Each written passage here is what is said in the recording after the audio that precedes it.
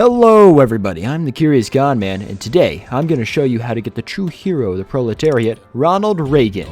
Yes. In Kaiser Redux, this Marxist revolutionary is pretty easy to get, as long as you can win an American Civil War in a timely manner. Ba-da-dum! Well, first things first, you'll be playing as the United States of America. Duh. Your goal is to cause a civil war.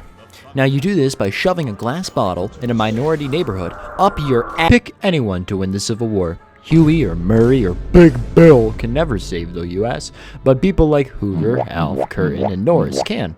There's guides, don't worry about it.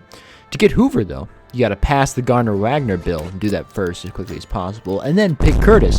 He'll fall ill and Hoovy will take charge.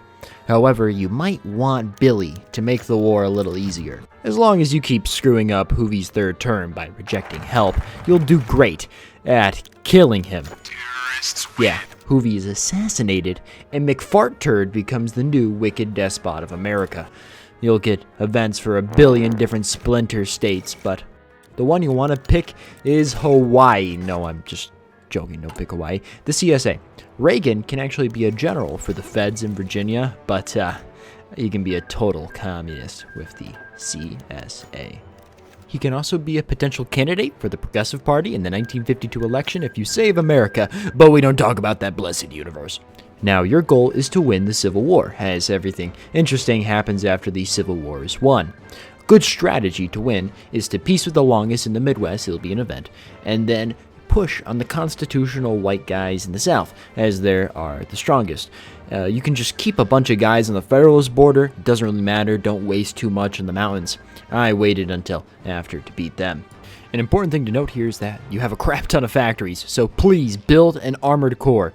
Tanks can be very useful in rushing for victory points. You see, because after you use the power of the human wave on the Constitutionalists and the Federalists, you'll want to go against Huey Long's forces and then just make your way to the West Coast, breaking any treaties you made. Oh, and don't forget, to get Burnham, the transitional leader between you and Reagan, you'll need to pick events that favor the social patriots, aka Federalists, aka Social Democrats in the war, until they come to power, which they will. During the war, there should be an event about Reagan, I believe, once you take the Federalists, so try to secure them before you go after too many more people. Then, once victory is secured, the real war begins. You'll get the Constitutional Convention focus and events, and you'll need to use that pea-sized brain of yours to read. I mean, look for what Burnham supports, and choose those events. It may seem conflicting and confusing as to what his ideological thought is, but trust me, it'll result in a decision allowing you to pick him. So apparently Burnham is a Trotskyist, who later in life became a neoconservative. Apparently there's a pipeline I don't know about that you guys enlightened me about in the comments. Anyways, we're going to do the opposite, conservative to Marxist Reagan. So don't do any of the Burnham focuses, but rather open up the decision tab. Now, once you have Burnham, click the decisions about going on a vacation. You'll want to have Burnham not take his meds, and he'll die. And, bada bing bada boom, an event about successors. The only one who can rizz me up in my eye is, of course, Ronald Reagan. This Burnham totalist is now El Presidente and can enact true communism and make extensive use of that secret police, so don't forget to form that intelligence agency. You wouldn't want any narcotics or missiles to end up in the wrong hands now, do we? And I must mention, you can get Oppenheimer as an available leader for the CSA. You can get him through Lovestone. You can either not increase security on Lovestone and he'll coup Burnham, or choose Lovestone as a successor to Burnham in the previous event, which, if you don't ambush Howard Scott after you go in him in two separate events afterwards during Lovestone regime, will lead to a technocratic utopian coup. And, after the focus about the director's speech in the technocratic tree, you can make Oppenheimer the figurehead of the technocracy.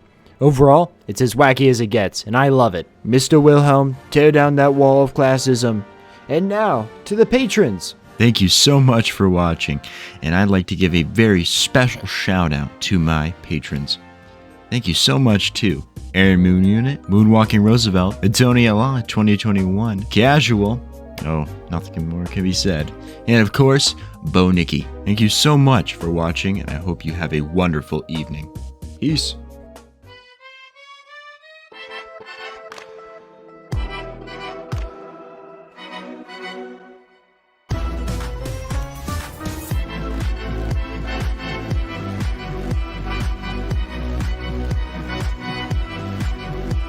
I liked Order. it. And I loved it.